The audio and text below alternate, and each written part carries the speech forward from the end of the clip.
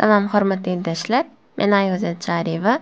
Biz bugun siz bilan Excel kursimizda Excel programmasında ayırmağın, söyleyen bölmeğin nähili yerine yetirilýändigini görürüz. İlk bilen gelin şu ýerde tablitsa bilen tanış bolalım. Tablitsada näme görkezilýär? Edaranyň bir ýyldaky ýerdäçisi, şeýlehem şu ýyldaky edaranyň çykdaýçysy bizde görkezilen. Diyelim.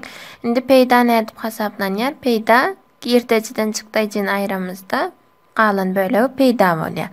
Onam nädip tap bolýar? Ýerdäçiden çykdaýjyny aýyrmaň üstüne. Gelin onda deňdir. Ýerdäçi aýyrmak çykdaýjy enter basýas.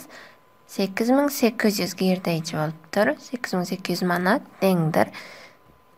Şöýçük aýyrmak bu öýçük. Indi geçenki sapaklarımızda etişimiz ýaly şu formulany başgalarına kopýalamak üçin sağ aşağı burçuna gelýäs, tutup aşağı çekýäs. Ne görüşimiz ýaly, ählisini avtomat özü näme edip berdi, doldurup berdi ine. Şöýçükden aýrýa şöýçük. Indi käbirinde görüşimiz ýaly, nemesem şu edarada ýa-da şu edarada näme edipdir, minuslu sanlar çykdy. O diýmek bolýar bizim bu edaramız ýa batypdyr diýmek bolýar. Ýani girdeýçisi çykdaýçydan az bolupdyr. Ýani çykdaýçy köp gelýär. Indi gelin köpeltmeň ters bolan bölmeň nähili ýerine ýetirilişini görelim. Bu ýerde ikinji bir tablitsamız bar.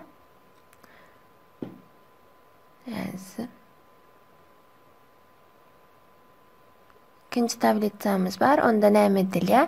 Birinci san berilen, ikinci san şol sanyň näçe SR tapawudy bar şol iki sanyň şoňa sereders. Indi onu biz öz elimizde şu öýçük bölmek, şu öýçük diýip ýazyp bilýäs. Şu öýçükdäki sanlaryň ullugyny bulandaly biraz. Ya-da şol formulalar, yani matematik formulalar arkaly, ne şu ýerde автосуммада, другие функцияда näme etdiňi, kategoriya matematический ve bu ýerde görkezýär.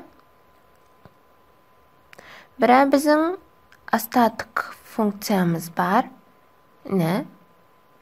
Berde näme diýär? Şu ýerde görkezýär, çyslo otur deletel diýär.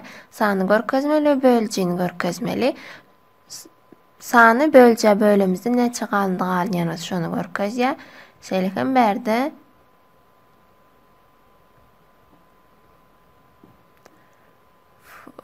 частная funksiyamız bar. Yani bölemizdeki alınyan bütün sany görkezýär. Meselem şu ýerde 10-25 däldi 10 görkezýär. Gelin onda şu funksiyamızı ulanaly ilki diye bölýän sany bölünejini görkezmeli, ýani şu san bolýar. İkincimizem bölüjini, o da 32 bolýar.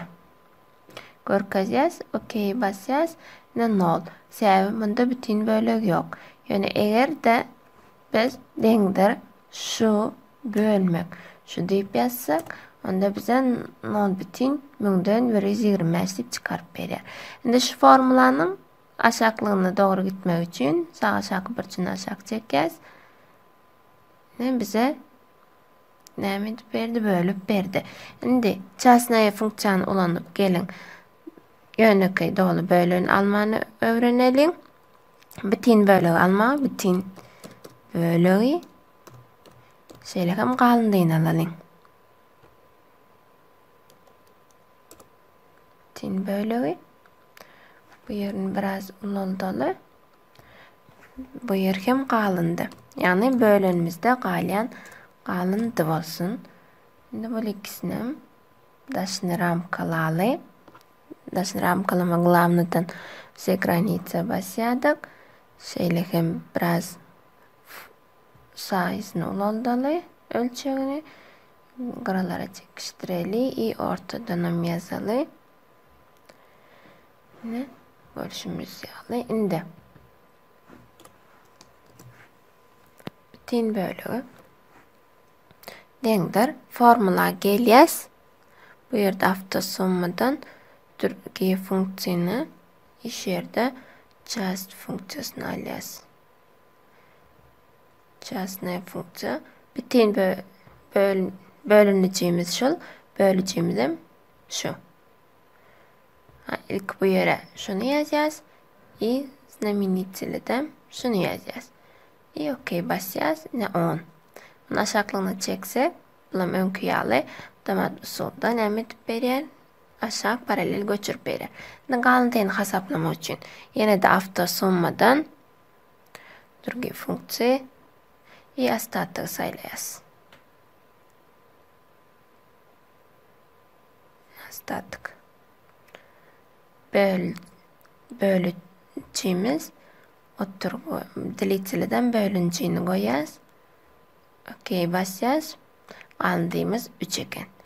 12 ile 10'u köpelcek 120, üstüne 3 koşacağız. Anlayasanımız 123. Ve bunu aşağılığına şeyletse, bu da ne böyle aşağılığına kopyalap veriyor. Ne? Bizim bu sapağımızda hem ayırmayı, hem bölmeyi, bütün bölmeyi, kalındığını almayı öğrendik. Şimdi sapaklarda görüşeceğiz. Hoş, sağ olun.